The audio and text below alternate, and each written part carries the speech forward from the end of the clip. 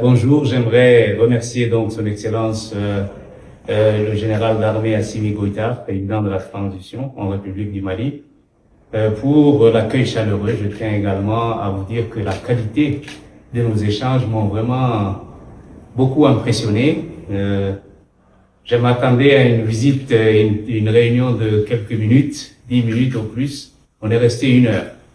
J'ai beaucoup appris du président de la transition. En tant que président de la commission, je suis venu d'abord exprimer notre solidarité avec la République du Mali.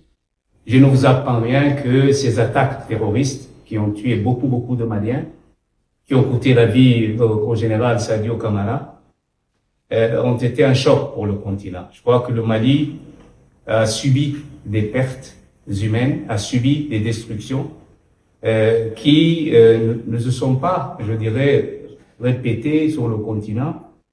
Cela est dramatique et désastreux, et je crois qu'aujourd'hui, notre présence à Bamako, c'est d'abord pour exprimer cette solidarité et pour dire que nous condamnons avec la plus grande fermeté ce terrorisme qui est multiforme.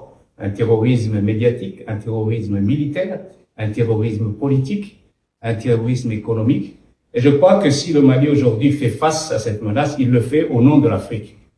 Et je crois qu'en cela, nous ne pouvons que lui témoigner notre solidarité, la solidarité de l'Union africaine. Ces groupes terroristes s'attaquent au fondement de l'État malien, à ses institutions et à son unité. Et ils tuent des civils, certes, ils brûlent, ils détruisent les propriétés des gens, et ils s'efforcent surtout de créer l'anarchie et le désarroi. Je salue d'abord la bravoure des forces armées maliennes et la résilience des populations maliennes.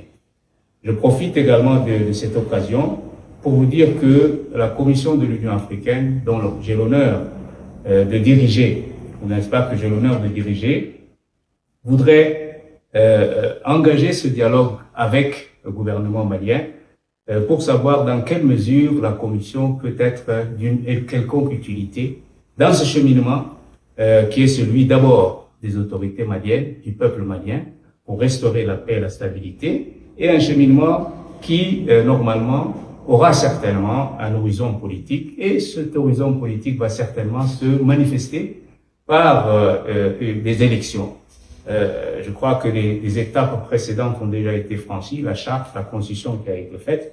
Je crois que c'est le message de l'Afrique. L'Afrique voudrait voir un Mali stable, un Mali qui ait des relations, je dirais, parfaites avec ses pays voisins, un Mali où l'ordre constitutionnel est rétabli.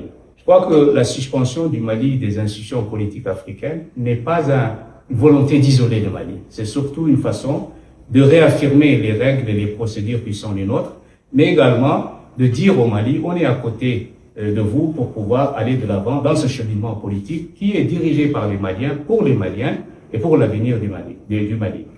L'Union africaine travaille à travers le MISAEL, qui est représenté aujourd'hui et dirigé par l'ambassadeur, le ministre Tangara, qui est un diplomate chevronné, ancien ministre des Affaires étrangères, et qui est proche des pays de l'AES, et qui est proche des autorités de ces 3 pays. Il essaye de faire une œuvre utile pour que le rôle de l'Union africaine dans cette partie, n'est-ce pas, du continent soit un rôle positif et accepté également par les autorités et les peuples de ces pays-là, parce que nous ne pouvons pas faire le bonheur des gens malgré eux.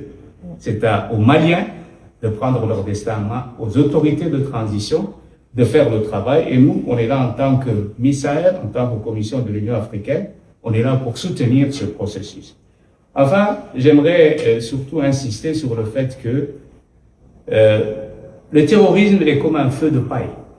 Si on ne le contient pas, on ne le circonscrit pas très vite, il peut passer très vite aux pays voisins, et nous le voyons maintenant. Le Ghana est menacé, le Togo est menacé, le Bénin est menacé. Je crois que ce phénomène doit être combattu à l'échelle continentale, et je peux dire aujourd'hui que le Mali n'est pas seul dans cette entreprise. Nous sommes là tous, la Commission, les États membres, pour aider le Mali à surmonter ces difficultés, surtout dans cette période extrêmement difficile.